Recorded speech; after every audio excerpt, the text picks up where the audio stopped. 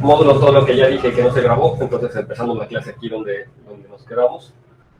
Entonces estábamos en esta reunión, en esta proposición donde decíamos que sí es una variable algebraica sobre un campo kappa, que es entera, asumíamos, entonces decíamos que X es geométricamente reducida, o sea que no tiene nilpotentes, ¿verdad? Sí, solamente si su campo de funciones racionales es una extensión finita y separable de una extensión puramente trascendente, ¿no? Entonces, aquí la cosa es que sea puramente trascendente y las extensiones puramente trascendentes pues, son las que son de esta forma, kappa en un cierto número de variables, y aquí dijimos que sea D, ¿no? Eso no tiene nada que ver con... Entonces, en particular, esto quisiera decir que X sería una variable algebraica de dimensión D, porque es una extensión algebraica de esta extensión puramente trascendente, y es la definición de que la grado de trascendencia sea D, exactamente. Entonces, por lo tanto, la variable sería de dimensión D, por todo lo que hemos visto con grado de trascendencia.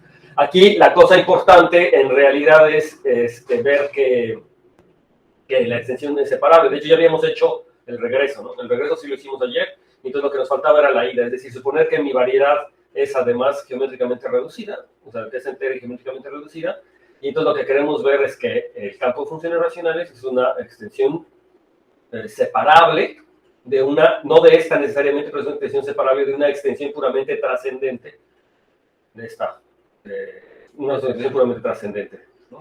de esta, o sea, de esta extensión. Entonces, lo que queremos es hacer esto. Entonces, la ida ya la habíamos hecho. Entonces, el regreso. A ver si ahora el regreso sí es más claro. Entonces, primero vamos a considerar X entera y geométricamente reducida. Recuerden que geométricamente reducida quiere decir que cuando hago la extensión de escalares a la cerradura algebraica, pues me queda reducida, ¿no? Eso es lo que quiere decir que sea geométricamente reducida. Y es lo que voy a asumir. Entonces, lo que tenemos es que K de X, de por sí ya sabemos que es una extensión finita de la extensión puramente trascendente, ¿de acuerdo? O sea, eso sí lo sabemos que es una extensión finita, ¿verdad? A todo el mundo le queda claro que es una extensión finita de aquí. Ya habíamos dicho eso, porque es simplemente por ser una variable algebraica, entonces es localmente tipo finito, es de tipo finito, entonces tengo que tener que es una extensión. Muy bien. Entonces, ahora, si esta extensión fuera separable, entonces ya cabe, es lo que habíamos dicho, porque justamente entonces sería una extensión finita y separable de una extensión puramente trascendente, y eso es lo que quería mostrar. Entonces, por lo tanto, pues no tiene sentido, o sea, podemos suponer que no es una extensión separable. Y entonces, si no es una extensión separable, entonces, pues yo puedo denotar a L de S, a la cerradura separable, de L en K. Recordemos que yo lo que tengo es un diagrama de este tipo, es decir, yo tengo K de X es una extensión de L, L es el campo de funciones que está ahí arriba, y entonces la cerradura separable pues es un campo que está intermedio entre K de X y L, ¿sí o no? Es decir, la cerradura separable, recuerdan, la cerradura separable en K de X es el conjunto de todos los elementos en K de X que son separables, entonces es una extensión intermedia. Ahora yo tengo que K de X sobre L es finita, entonces también K de X sobre L de S es finita, ¿no? Y además podemos decir más, por lo que leímos la clase pasada o antepasada sobre las extensiones separables y puramente inseparables, ustedes saben que además K de X sobre L de S es puramente inseparable, ¿no? Y bueno, de dimensión finita, ¿no? Y de hecho sabemos que la dimensión de las extensiones puramente inseparables son una potencia de la característica. Aquí le puse P a la G, pero creo que por ahí de repente voy a utilizar P a la R, entonces más vale que le cambie aquí. Le puse que... no, creo que sí. Creo que no importa. Bueno, lo dejo aquí. En caso de que necesite cambiarlo, luego lo cambio. Pero sí, todo el mundo está de acuerdo, ¿no? Como es una extensión puramente separable, entonces el grado de extensión es de la potencia P a la G, para alguna G. Y entonces, además, eso quiere decir, también habíamos visto que si yo me tomo cualquier elemento que es puramente inseparable, es decir, cualquier elemento que está entre KS, en K de X y L de S, entonces, al grado de la extensión en la que pertenece, en particular a la P a la G, eso debería de estar en la extensión separable, es decir, debería estar en el S, ¿de acuerdo? Sí, si recuerdan eso, yo tomo un elemento, lo elevo al grado de la extensión y está ahí. Pero eso era al grado de la extensión del elemento, no necesariamente del campo donde está, ¿no? Entonces, yo siempre voy a poder agarrar un elemento cualquiera, entonces yo sé que una potencia de P va a estar en el S. Alguna potencia de P tiene que estar, es decir, alguna potencia de P tiene que ser separable. Pero si un elemento, por ejemplo, la potencia P cúbica es un elemento ya separable, entonces P cuadrada, L a la P, el elemento F a la P cuadrada, cuando yo le elevo a la P,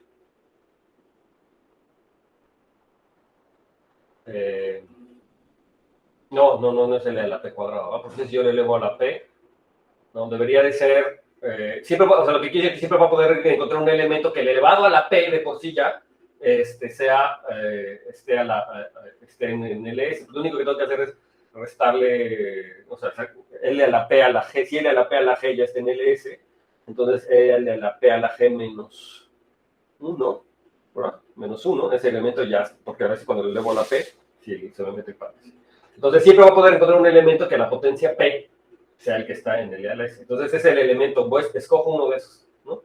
Que la potencia P está en L. Eso quiere decir que F a la P es un elemento separable sobre L, ¿verdad? Es un elemento separable porque está en la cerradura separable, ¿de acuerdo? Aquí le puse el S abajo porque así lo había puesto el libro. Yo lo había puesto primero el S arriba, pero es lo mismo, ¿no? Es decir, déjense, mejor se lo cambio aquí. Este debería ser LS. Cuando la cerradura separable lo voy a poner abajo. ¿Ok? Entonces, yo me puedo fijar en el polinomio mínimo de este elemento, de F a la P, y entonces el polinomio mínimo sobre L.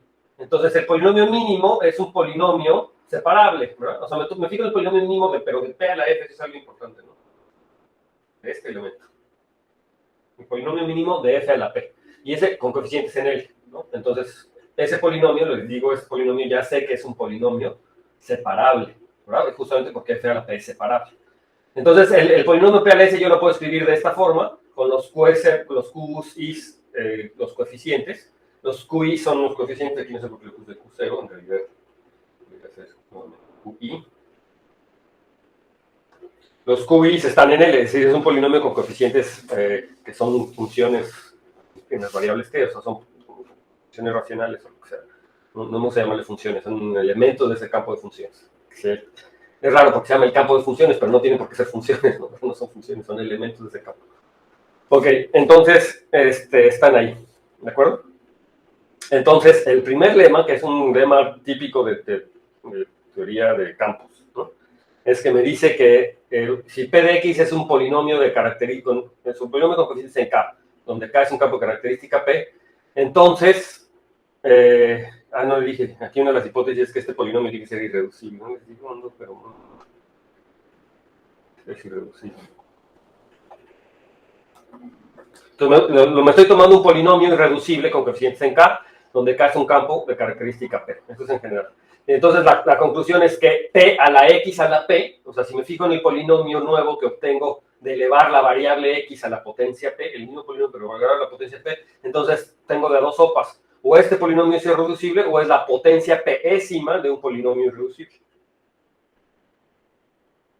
Ajá, entonces, de hecho, este resultado es muy importante. ¿Sí? O sea, quiero que entiendan lo que está pasando, ¿no? Si yo me tomo un polinomio irreducible sobre un campo de característica positiva, entonces ahora me fijo en el nuevo polinomio P a la X a la P. O sea, que total la variable lo cambio por X a la P. Entonces, ahí lo que me está diciendo este resultado muy importante me dice es que ese nuevo polinomio también es irreducible, o, si no es irreducible, es la potencia de un polinomio irreducible. Y eso tiene que ver con la característica y con lo que les platicaba la clase pasada, que yo puedo tocar. Entonces, aquí la pregunta sería, ¿cuándo va a ser irreducible? O más bien, ¿cuándo no va a ser irreducible? ¿Cómo en qué caso no va a ser irreducible? Bueno, entonces ya se lo agrego aquí. De hecho, si los coeficientes no están en K a la P, entonces este polinomio es irreducible. Es decir, de manera análoga es que si todos los coeficientes estuvieran en la potencia pésima de K, ¿quién es K a la P? Pues es básicamente la imagen del automorfismo de Frobenius que consiste en elevar a la potencia P. Es decir, todos los elementos que son una potencia P, o sea, todos los elementos a que les puedo calcular la raíz pésima, ¿no? K a la P son todos elementos a los que les puedo calcular la raíz pésima, ¿sí? O sea, son todos la imagen del automorfismo de Frobenius X a la P. Pues todo elemento en X a la P es una potencia de P para algún elemento en el campo K. Entonces, este lema que le estoy poniendo en naranja, que les digo que es un problema típico de la teoría de campos, me dice que si yo empiezo con un polinomio irreducible y construyo este nuevo polinomio que es elevar a la potencia P, este polinomio es irreducible o bien es la potencia pésima de un polinomio irreducible. Y bueno, entonces la nota que pongo en naranja, pues me tiene que decir, o sea, tiene claramente que ver con los coeficientes. Y si los coeficientes son una potencia de P, pues entonces lo vamos a poder factorizar. Y entonces esa es la situación, nada más para que quede claro cómo iría la demostración. Si yo escribo mi polinomio como está aquí arriba, o me escribo mi polinomio con coeficientes en el campo K, ¿verdad? Cualquiera. Y ahora me fijo en el nuevo polinomio P a la X a la P, Entonces, todas las variables le estoy elevando a la potencia p y le puedo factorizar esa potencia p. Ahora, si cada uno de los coeficientes además es una potencia p, entonces cada uno de los coeficientes le puedo cambiar por su potencia p respectiva, ¿verdad? Cada elemento es una potencia pésima de algún otro número, y entonces ya todo lo voy a tener como la potencia p, utilizando la propiedad de que estamos en característica p, pues voy a poder sacar todo el exponente p, entonces va a quedar todo un polinomio elevado a la potencia p. Ahí realmente el chiste es ver que ese nuevo polinomio que les quedó es irreducible, si el polinomio con el que habían partido era irreducible, ¿no? Esa es la situación. Pero de hecho esto es como más general, ¿no? O sea, la cosa es que aunque p de x no sea irreducible, si yo parto con cualquier polinomio, entonces p a la x a la p se va a poder factorizar casi como un polinomio, como una potencia pésima, si los coeficientes están en k a la p. Si los coeficientes, en particular si estuviera en la cerradura algebraica, o sea, si k fuera un campo algebraicamente cerrado, entonces p a la x a la p siempre sería una potencia pésima de algún otro polinomio, por este truquito que estoy diciendo. Sí, y de hecho la cerradura algebraica es mucho. Si estuviera en un campo perfecto, o sea, lo único que me hace falta es que yo tenga, por ejemplo, raíces pésimas, ¿no? En mi caso puedo calcular raíces pésimas. Entonces, eso es lo que está pasando aquí. Bueno, entonces, esto lo vamos a utilizar, y justamente para qué lo vamos a utilizar, regresamos al contexto del problema. Recuerden que yo tengo f a la p, un polinomio, f a la p es un elemento que es ya separable, de hecho está en la cerradura separable. Y entonces me fijé en el polinomio mínimo, que es ps, y este polinomio ya sé que es separable, entonces se escribe de esta forma, ¿no? Entonces los QIs están en el campo base. Y entonces lo que yo voy a argumentar ahorita, en la siguiente afirmación, es que al menos alguno de los QIs que aparecen como coeficientes en ese polinomio no está en capa de T1 a la P, TD a la P. Fíjense, la diferencia es sutil, muy sutil a lo que les acabo de decir, porque este no es un campo... Este no es el campo L a la P, ¿no? El campo L a la potencia P tendría que incluir también la potencia P en los coeficientes, ¿no? Porque contiene a capa, entonces contiene aquí. Pero yo digo que por las condiciones del problema, yo lo necesito, a fin de cuentas, como yo quiero demostrar una propiedad geométrica, o sea, eso quiere decir que se preserva en la cerradura algebraica. Entonces, en un momento voy a tener que ir a la cerradura algebraica, y en la cerradura algebraica está, por supuesto, el K, es decir, en la cerradura algebraica el automorfismo de Frobenius es un automorfismo. El morfismo de Frobenius es un automorfismo. No, la cerradura algebraica. La cerradura algebraica es perfecto, lo que estoy diciendo. Ok, entonces, la afirmación es que al menos de los QIs no está en este campo. ¿Qué quiere decir? Que al menos uno de los coeficientes del polinomio mínimo sobre L, no todos sus coeficientes, cuando lo escribo como un elemento de este campo, y cuando involucran las variables, no todas las variables van a estar elevadas a una potencia de P o un múltiplo de P. Entonces, la razón es, por supuesto, utilizando el lema que el ejercicio, bueno, cosa que tienen que demostrar en naranja, es suponer que todos los KI sí estuvieran en este anillo de polinomios, o en este campo. Entonces, como les decía, yo voy a poder extender ahora la cerradura algebraica. Si todos los coeficientes están aquí, entonces yo voy a poder extender la cerradura algebraica. Y entonces, cuando yo extiendo la cerradura algebraica, me fijo en el polinomio mínimo en S a la P, pero ya entendido en la cerradura algebraica, y entonces por relema, por lo que les acabo de decir, pues la cerradura algebraica contiene todas las raíces pésimas. Entonces, en particular, los coeficientes de este polinomio les puedo usar para raíz pésima, y entonces va a poder hacer esto. Va a existir un polinomio de tal manera que HS a la P me da exactamente este polinomio, pero con coeficientes en la cerradura algebraica. De hecho, irse a la cerradura algebraica es mucho. Bastaría que yo me vaya a la imagen del automorfismo de Frobenius, ¿no? Digamos, bastaría que yo me vaya allá. Pero bueno, en particular en la cerradura algebraica. Y es importante la cerradura algebraica porque, como yo les digo, sabemos que es geométricamente irreducible. Por hipótesis, tenemos condiciones de geométricamente irreducible, y eso quiere decir que lo tengo que ver en la cerradura algebraica, cómo se comporta. Entonces, ¿hasta aquí todo el mundo me sigue? ¿Sí? ¿Bien? ¿Bien? Ok. Entonces, esto implicaría que cuando yo hago la extensión de escalares a la cerradura algebraica de este campo, de este anillo, que es el que obtengo al adjuntarle el elemento F a la cerradura separable, recordemos que F no era separable, pero entonces le adjunto ese. Entonces, si yo le extiendo escalares a entonces, pues, extender escalares, a ver, aquí no lo escribí, pero porque lo quería discutir con ustedes. A ver, ¿cómo se ve LS de F? O sea, yo le estoy adjuntando a LS el elemento F.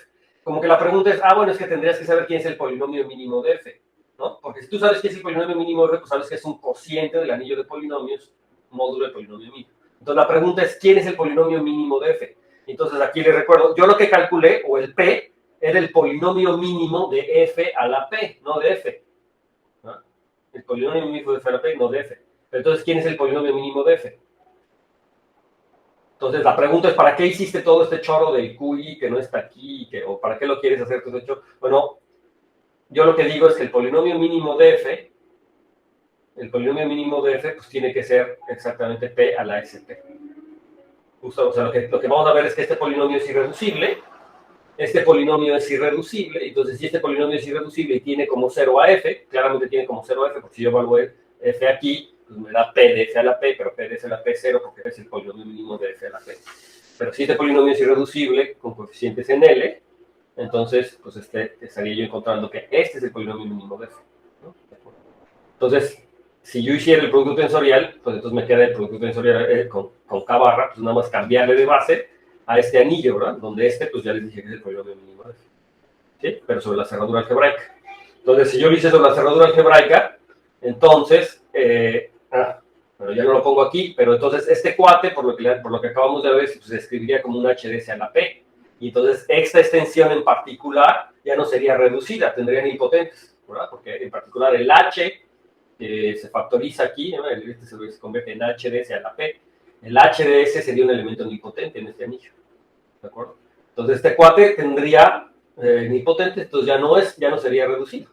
Pero esa es la contradicción, justamente porque es geométricamente irreducible. Es decir, este campo, digo, este anillo, que se obtiene a la hora de extender escalares con K, la cerradura algebraica, está contenido en este campo. Bueno, porque recuerden que LSDF está contenido en K de X. Entonces, esto es una contención. Esto está contenido aquí, en este anillo. ¿Sí? Pero este último anillo, este sí ya es reducido, justamente por lo que vemos, mi hipótesis principal es que X es una variedad algebraica reducida. Entonces, habíamos visto que X es una variedad algebraica reducida, entonces el campo de funciones es reducido, incluso, y si es geométricamente reducido, pues cuando va el producto tensorial con la cerradura algebraica es reducido. Entonces, este cuate es reducido, y entonces no puede ser que tenga un subanillo que tenga elementos impotentes, porque es bien impotente. Entonces, eso demuestra que, por ejemplo, pues esto no podría pasar, ¿no? No podría pasar una cosa como esta, y entonces, por lo tanto, no es verdad que el QI, no es verdad que todos los QIs estén adentro de este anillo, ¿no? Entonces, bueno, ahí se vio que utilizamos lo que... Entonces, aquí la razón es porque X es geométricamente reducido. Y por lo tanto, K de X tensor K es reducido, y entonces ya le decía, no puede tener. Entonces no puede tener ese subcampo ahí que tenga hipótesis. Entonces, por lo tanto, alguno de los QIs no está en este campo, ¿no? Entonces, como alguno de los QIs no está en este campo, entonces eso para qué lo queremos. Eso lo queremos para lo siguiente, para hacer una construcción en particular. Entonces yo puedo suponer ahora, sin pérdida de generalidad, que el T1, vamos a poner sin pérdida de generalidad, que la primera variable, o sea, como este QI no está aquí, ¿qué quiere que este QI no está aquí? Pues que alguna de las variables T que aparecen en este polinomio QI, pues no es una potencia pura, no es puramente una potencia de P, o no es un múltiplo de P, ¿no?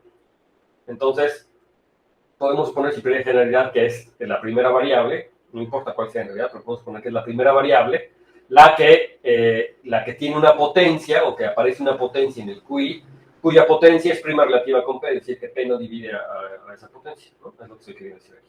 Nos supongamos sin pérdida general que una potencia del T1, la potencia es la que prima a P, o sea que P no divide a la potencia, aparece en el QI. ¿En qué QI? Pues justamente en el QI que no está aquí. Y entonces eso tiene una ventaja porque entonces el TI es algebraico y separable sobre K, sobre este anillo de polinomios. Aquí. Entonces esto lo pongo en naranja porque eso requiere pensarse, ¿no? Entonces el T1, ya saben, el T1 con esta característica, digo, es algebraico sobre este campo, y además no nada más es algebraico, es separable. ¿Quién me dice por qué?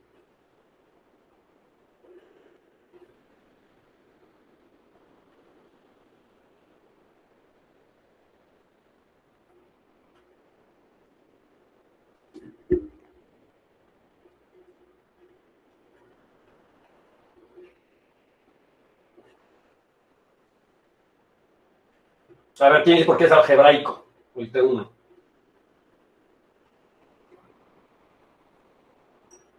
sobre ese campo.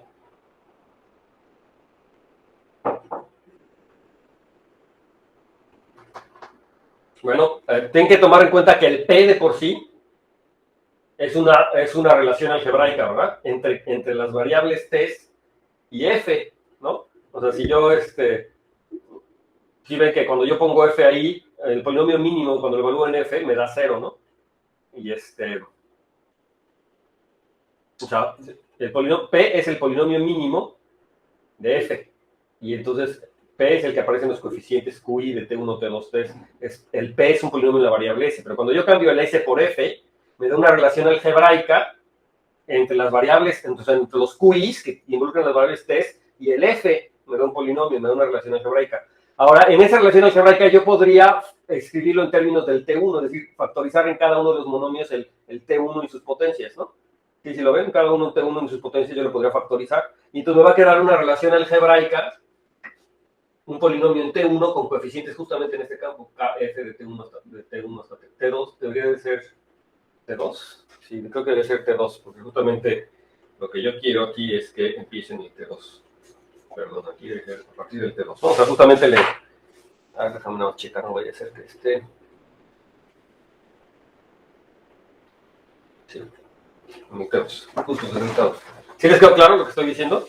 Sí, o sea, el polinomio mínimo de F es un polinomio en la variable S, pero coeficientes QI, donde los QIs son funciones, estas son funciones racionales en la variable T1 a TD.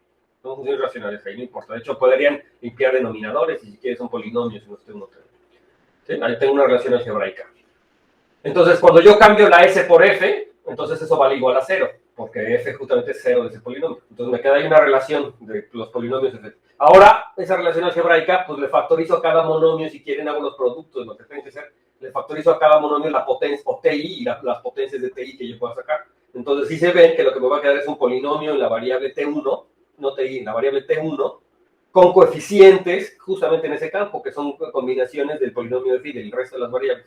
Depende cómo lo haya denominado. Entonces me queda una relación algebraica, o sea, me queda un polinomio, una relación algebraica en el T1 y las otras variables. Es decir, me dice que el T1 es algebraico sobre K de F1, F2, F3.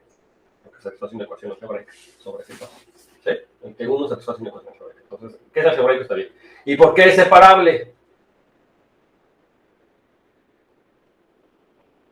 ¿Por qué será que es separable?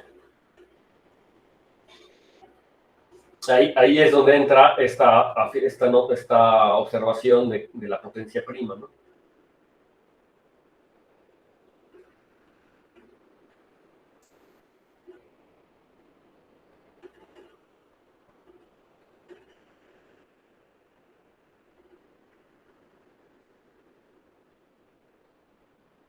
Bueno, de por sí saben que el polinomio S era separable, ¿no? Pero en S, ¿no? La variable S.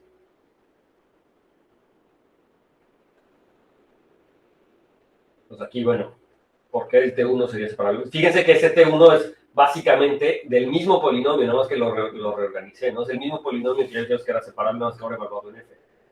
Ahora visto F como una variable, pues, pero es el mismo polinomio básicamente. Bueno, entonces ahí les dejo eso como ejercicio, ¿no? Por supuesto requiere pensar, o sea, no es inmediato, requiere pensar, pero les digo, a ver, por ejemplo, ¿qué pasaría si no fuera separable? ¿No? O sea, ¿qué pasaría si ese polinomio no fuera separable? Entonces, ¿qué estaría pasando? ¿No? En particular, eso, ¿qué implicaría sobre el P y qué implicaría sobre las potencias que están? Bueno, entonces, por no quedarnos ahí, te los dejo que lo piensen, por eso lo puse en naranja. ¿Sí? Entonces, ahora, como LDS es finita y separable, ¿verdad? LDS es una extensión finita y separable sobre este anillo de polinomios. LSDF es una extensión finita y separable sobre este anillo de polinomios. ¿Sí? ¿Sí o no? Digo, sobre este campo. Ay, ¿por qué digo cosas que no? Sobre este campo. ¿Sí? LS le apunté F. O sea, que es una extensión finita, debería ser claro. Entonces, nuevamente, esta es una extensión finita y separable, me parece. Pero también debería ser claro, porque noten que está ahí apareciendo el F. ¿No? ¿Sí? Es una extensión finita y separable. Entonces, tenemos que es finita y separable sobre este anillo de polinomios. Y notar que aquí estoy tomándome desde el T1 hasta el TD, ¿no? Me siento separable sobre este. Aquí hay un errorcito porque uno es en T1 y otro es en T2. Déjenme ver. Ajá, el de abajo es en T2. Ajá. Aquí debería ser en T2. A partir del T2. Y eso es porque la separabilidad se preserva bajo estas contenciones y extensiones, ¿verdad? Sí, sobre T2, ¿no?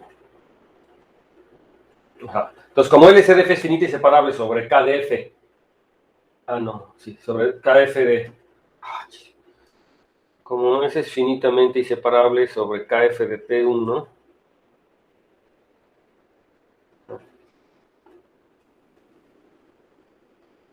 A ver, S es finita y separable sobre KDF. Que le puse el 2 en donde no debería.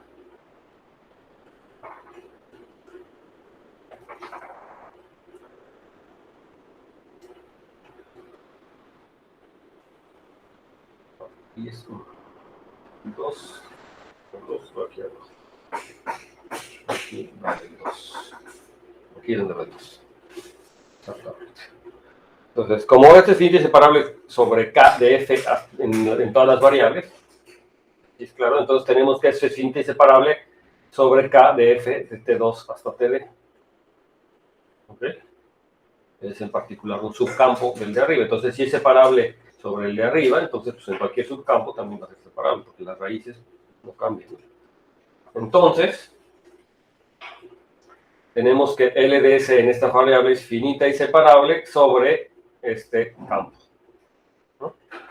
Y ahora lo que hay que ver es que este último campo es un campo que es puramente trascendente. Entonces, si este campo, si yo lograra demostrar, o si ustedes logran demostrar que este campo es puramente trascendente, entonces ya acabamos, o ya casi acabamos, porque el SDF es una extensión finita y separable sobre este campo, y entonces ya llevamos, y si este es puramente trascendente, entonces ya la llevamos de gane. No hemos terminado, pero ya la llevamos de gane, porque este es un campo que está intermedio, ¿verdad? Que está intermedio entre KDS está más arriba, y LDS. Entonces, si este ya es una finita y separable sobre una extensión puramente trascendente, pues ya acabamos. Entonces, lo que hay que ver es que esta extensión es puramente trascendente.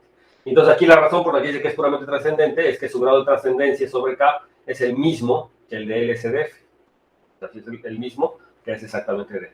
Y entonces, esta debería de ser, por lo tanto, esta extensión tiene que ser puramente trascendente. Es decir, no es una extensión algebraica. O sea, cuando yo tomo este como variable, pues me queda una extensión puramente trascendente. Así son las extensiones puramente trascendentes, a menos de que yo tenga alguna relación algebraica, pero me dice que no, ¿no?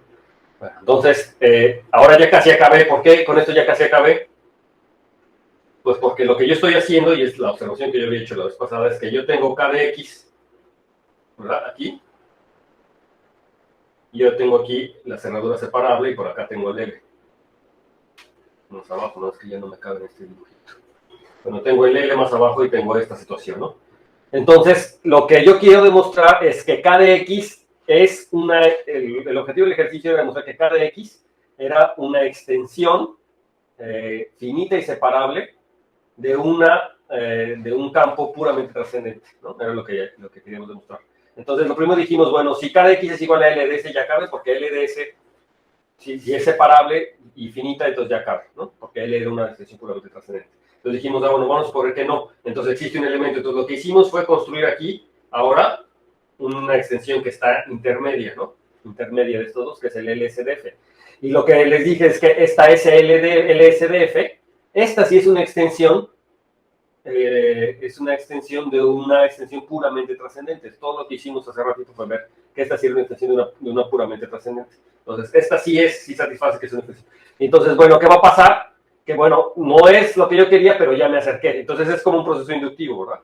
Entonces, ahora lo que voy a tomarme, voy a repetir ese proceso. Entonces voy a poderme tomar ahora, voy a poder descomponer acá de X como una familia de extensiones, donde aquí va a aparecer esta LSDF, una familia de extensiones que va a contener el LDS, y aquí luego voy a poder irme para acá. De todas maneras que todas estas extensiones son puras de grado P. Entonces, por ejemplo, esta es una extensión pura de grado P, ¿no? una extensión puramente inseparable, quiere decir. Es puramente inseparable de grado P, porque cada X es puramente inseparable de grado P. Y luego de aquí para acá voy a poder construir otra puramente inseparable, y aquí otra puramente inseparable. Y si ustedes se fijan, lo único que utilicé fue básicamente eso, que era puramente inseparable, para poder construir este campo nuevo que está aquí arriba, para poder construir este campo, y entonces decir que mi extensión es finita y separable sobre este campo. Entonces yo voy a construir una familia de funciones que van a ser finitas y separables sobre un campo puramente trascendente.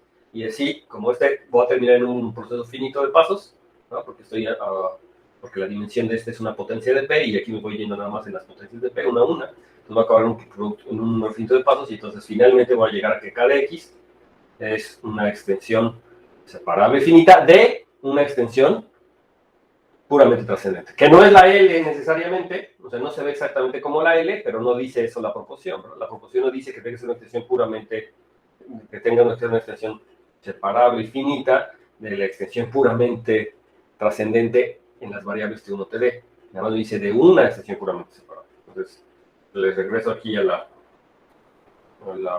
enunciado de la proposición para que vean. Eso es lo que dice, ¿no?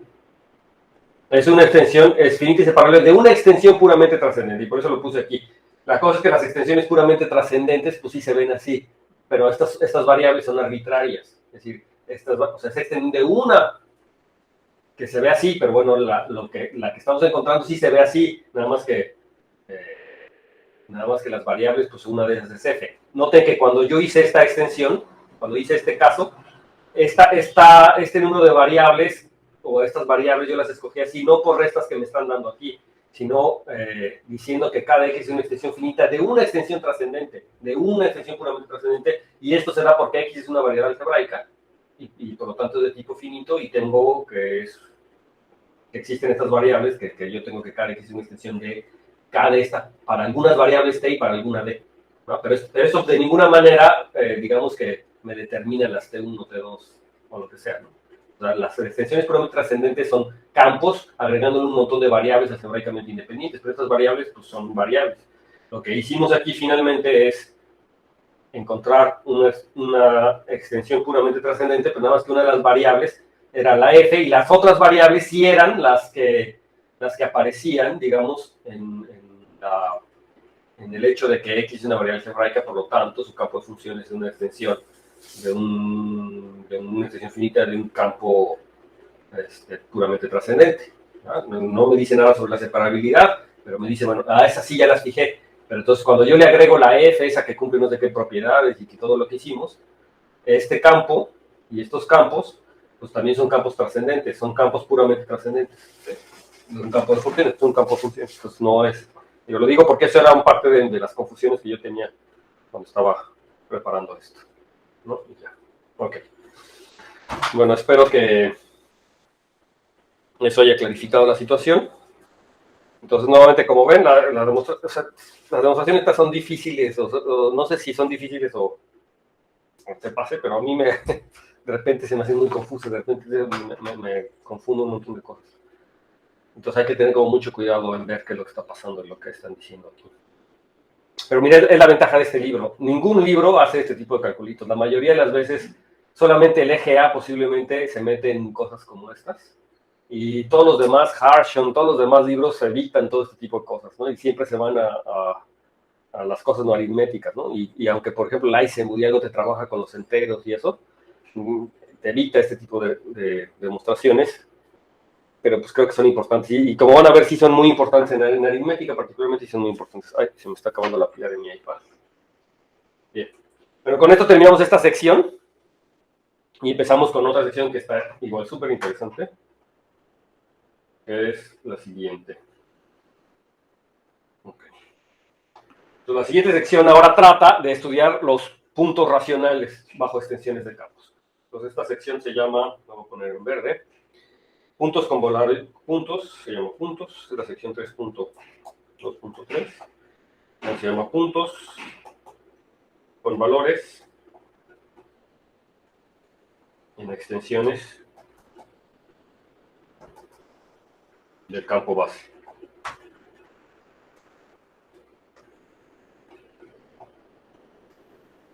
Entonces, básicamente, eso es lo que queremos estudiar. ¿Qué pasa con los puntos K racionales, ¿no? Cuando yo hago extensiones de base? Entonces, aquí les recuerdo la siguiente definición. La siguiente definición es que, primero, pues vamos a empezar con CAX, una variedad algebraica.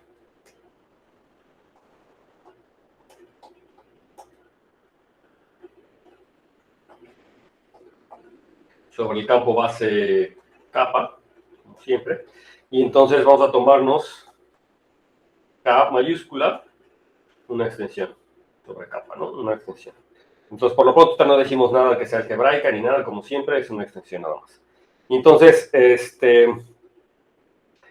lo que teníamos era que nosotros habíamos definido algo así, ¿no? Pero ahora vamos a generalizar esta definición. Entonces, los puntos K racionales, sea, y lo denotamos como X, pero ahora es K mayúscula aquí, porque nosotros habíamos hecho los puntos racionales sobre la base, ¿no? Sobre la base de la variable hasta ahora, lo que habíamos considerado eran puntos racionales, pero donde lo que metíamos adentro era la base. Ahora lo estoy haciendo sobre una extensión, ¿no? Entonces, ¿qué quiere decir este K de X de K? Pues por definición va a ser el conjunto de morfismos de K esquemas, entonces déjame ponerlo de sigma, de K esquemas que va del espectro de este K mayúscula a X, pero morfismos de K esquemas. De capa esquemas. De capa esquemas. ¿No? Entonces, sí que claro, es la misma definición, nada más que ahora lo estoy pensando sobre K, es decir, tiene que conmutar con el morfismo estructural, ¿no? Que los hace K esquemas, ¿de acuerdo? Sí, recuerden que si K es una extensión de capa, entonces automáticamente el espectro de K es un capa esquema. Entonces son los morfismos de capa esquemas. Entonces, ahorita van a ver que eso tiene que ver por la proposición, ¿no? Que vamos a ver, tiene que ver exactamente con la imagen geométrica de los puntos K racionales que nos estamos considerando siempre.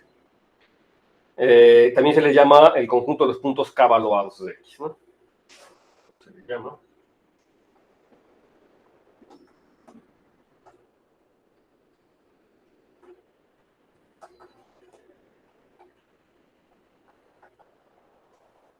Dice K racionales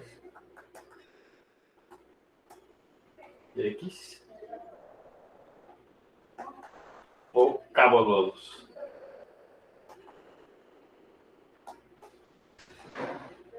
De X.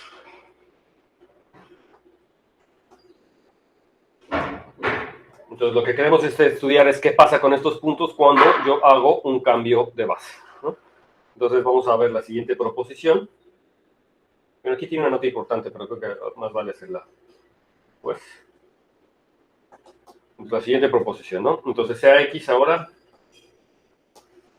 una variedad algebraica.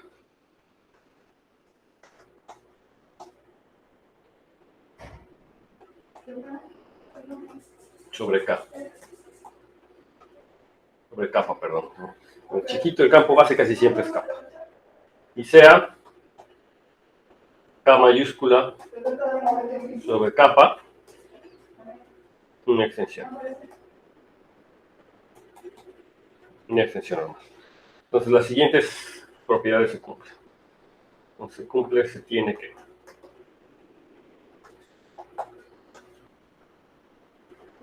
La primera parte. Tenemos una biyección canónica.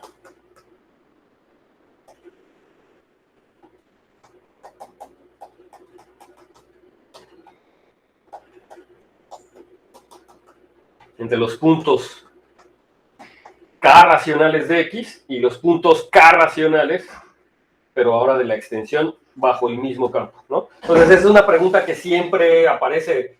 O sea, que si yo tengo una variedad, o sea, en pocas palabras, yo tengo una variedad algebraica sobre un campo, es decir, los polinomios que me definen la variedad están en un campo, ¿no? En el campo base. Y entonces, ¿qué pasa si me fijo en los puntos K racionales? Ese es el objeto geométrico clásico que todo el mundo se imagina, los puntos K racionales, los puntos que puedo dibujar, ¿no? Ahí están los complejos, lo que sean los reales. Pero ahora yo tengo la extensión, ¿verdad? La extensión de mi variedad XK, y ahora me fijo también en los puntos K racionales. ¿Qué pasa con eso? ¿No? ¿Son iguales? A ver, el ejemplo concreto. Tengo una variedad algebraica definida sobre los números reales. O sea, los polinomios, los coeficientes son números reales. ¿no? Enteros si quieren, no pasa, está bien sobre los reales. Y me fijo en los ceros de esos polinomios sobre los complejos. Eso me determina una variedad compleja, ¿no? Es la geometría compleja, la geometría algebraica clásica.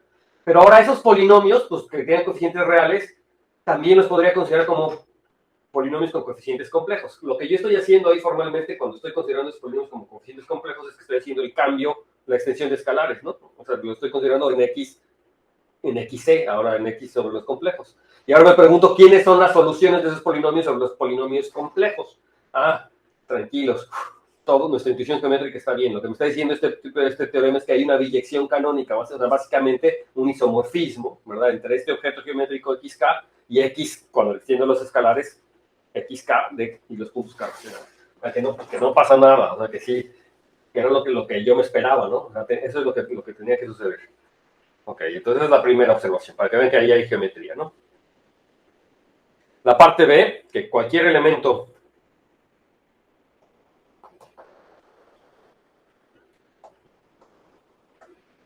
esto es muy interesante, cualquier elemento en XK queda, o es únicamente, queda únicamente determinado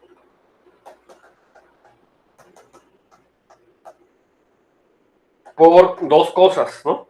Por el punto, o por un punto X, en X, ¿no? Y un homomorfismo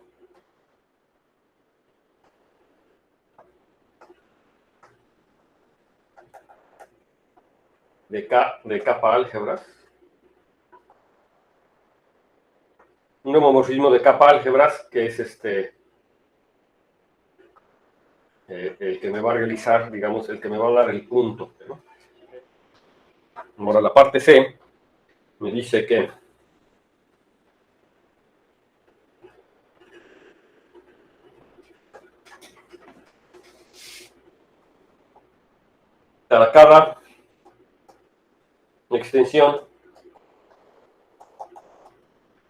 para cada extensión capa prima de capa, yo capa K prima de K. A ver, permítame 2 segundos, por favor.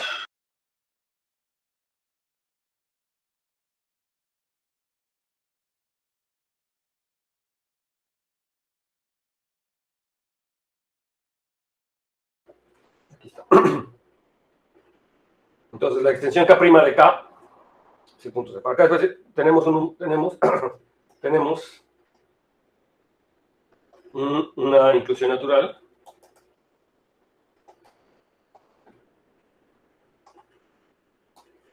Pues como era de esperarse, entre este y XK'. Así como que si lo pienso nuevamente geométricamente, los puntos de X que tienen coordenadas en K, pues se meten en los puntos de X que tienen coordenadas en K', ¿no? Si K' es una extensión de K. O sea, todo punto con coordenadas en K también es un punto con coordenadas en K', ¿no?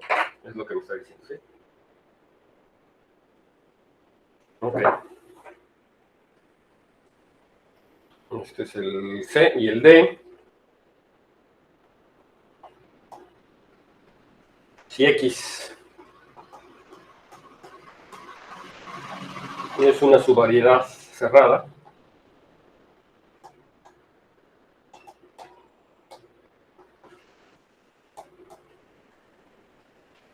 vamos a llamar DI, adentro del espectro del anillo de polinomios en, digamos, un cierto número de variables, de T1 hasta Tn, es decir, una subvariedad cerrada del espacio fin.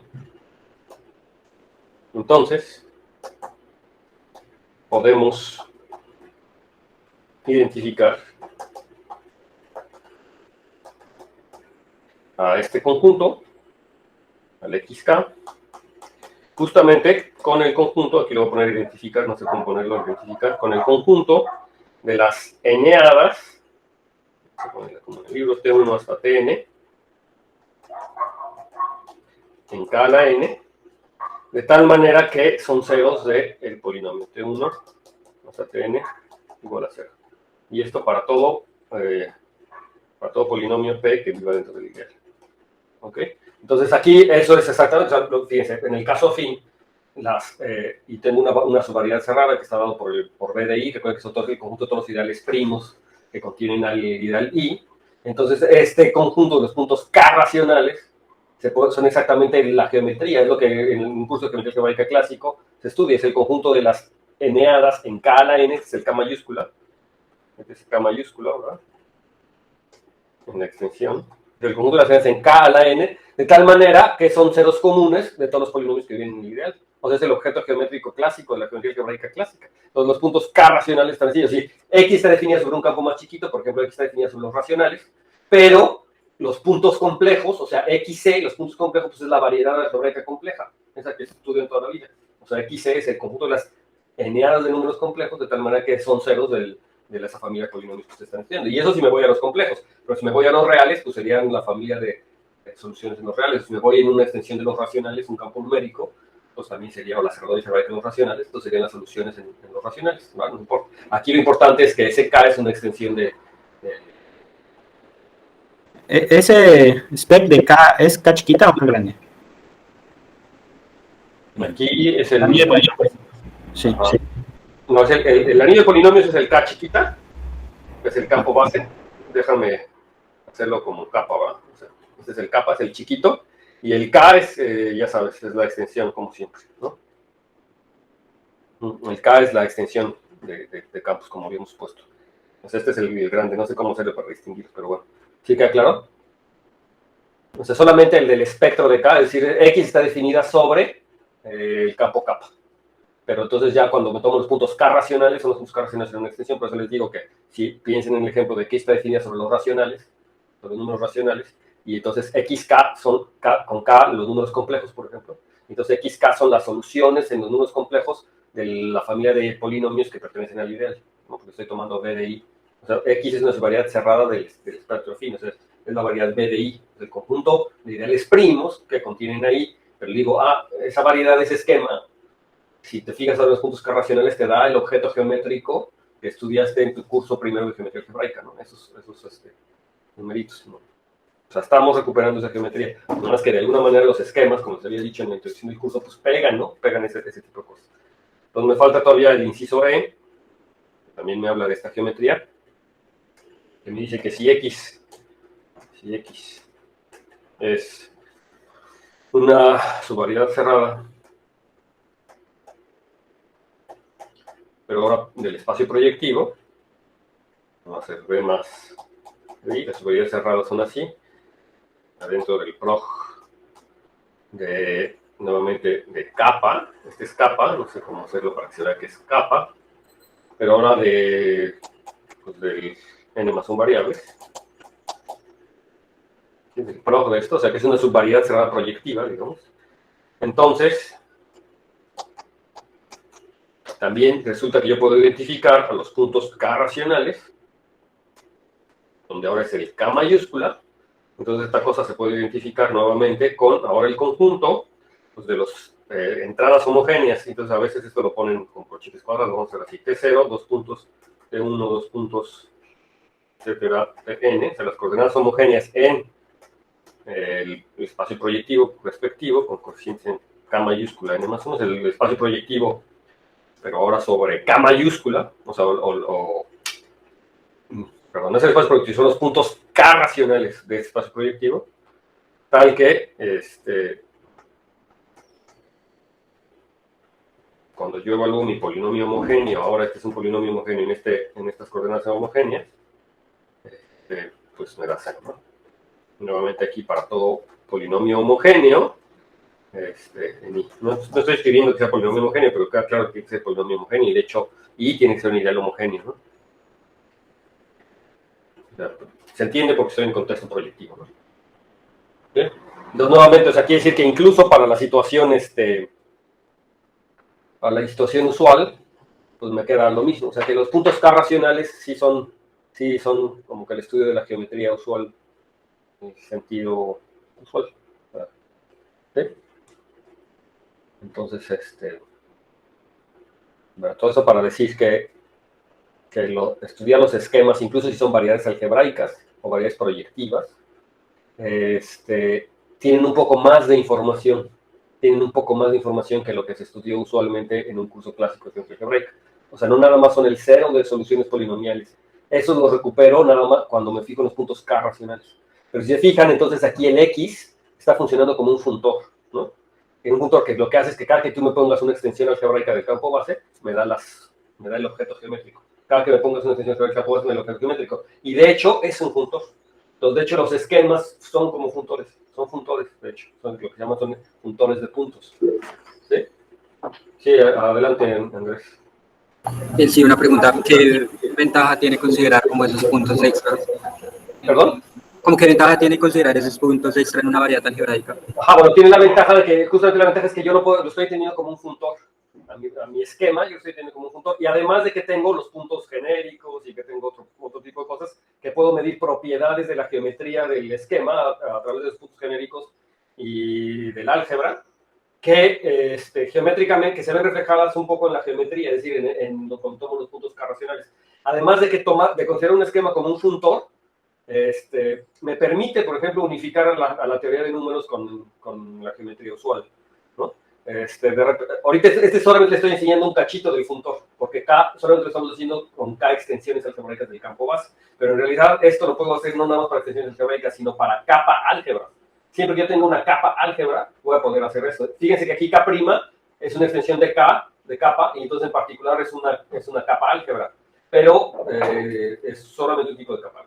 Entonces, cuando yo tengo, en general, voy a poder considerar los funtores de puntos, estos que estoy diciendo, los puntos K racionales, y entonces estoy unificando varias ramas, porque entonces ahora un esquema definido, por ejemplo, sobre los racionales, o sobre los enteros, si ustedes quieren, entonces puedo fijarme en los puntos sobre los complejos, y en los puntos sobre los racionales, y en todo, ¿no? Porque son extensiones de los enteros, son Z álgebra, si quieren. Y ahora, pero también lo puedo hacer sobre campos finitos, porque los campos finitos también son Z álgebra. Entonces, al mismo esquema, le voy a poder fijarme en sus puntos sobre los campos finitos, sobre FP. Y entonces, pero ese es como un objeto de otro mundo, porque es un objeto, una variedad algebraica clásica, digamos, pero sobre un campo finito.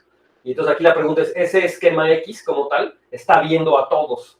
¿Será que ese esquema X, las propiedades geométricas de esquema X tengan algo en común, como cuando lo pienso en característica cero, o en los complejos, como cuando lo pienso en característica positiva, ¿no? O en cualquier otro campo que sea una capa álgebra? ¿Cuál que es de todos esos que tienen en común? Bueno, en efecto, tienen muchas cosas en común. Las propiedades que estamos estudiando ahorita de cambios de base, que cosas que se preservan geométricamente y cosas que no, son cosas que son susceptibles de ser cosas comunes, ¿verdad? Entre todas las capas, pero al menos en una dirección, digamos, cuando me tomo extensiones algebraicas, ya estamos viendo que todos los apellidos geométricos son como propiedades que se preservan bajo cambios de base. Ahora, cuando se haga esto para capa álgebras, entonces voy a tener otro tipo de propiedades que también se preservan, en particular de dimensiones, suavidad y ese tipo de cosas, regularidad y así, yo voy a poder decir cosas similares intrínsecas al esquema y no tanto los puntos K racionales.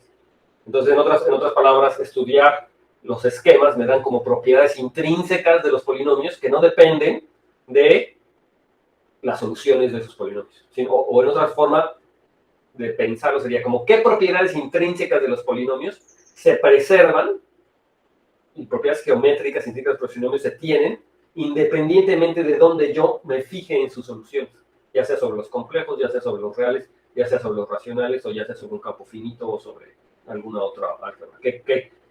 Como que cuál es la identidad de esos objetos. Eso es por un lado. Y por otro lado, tener a los esquemas como funtores también me permite generalizar la situación y entonces más bien pensar en funtores.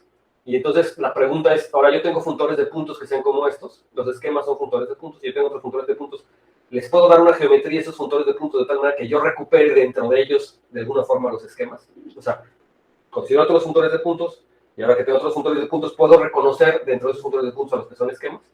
Bueno, hay una forma de darles una topología de Zariski a funtores de puntos, y de entre ellos ahí van a estar los esquemas. Y resulta que para la mayoría de los problemas móduli, es decir, problemas de clasificación de variedades, cuando yo tengo familias de variedades y yo los quiero clasificar, la mayoría de esos objetos resultan como funtores de puntos, son lo que se llaman stacks, o conjuntos algebraicos son stacks, o conjuntos algebraicos que son esas cosas que les estoy diciendo.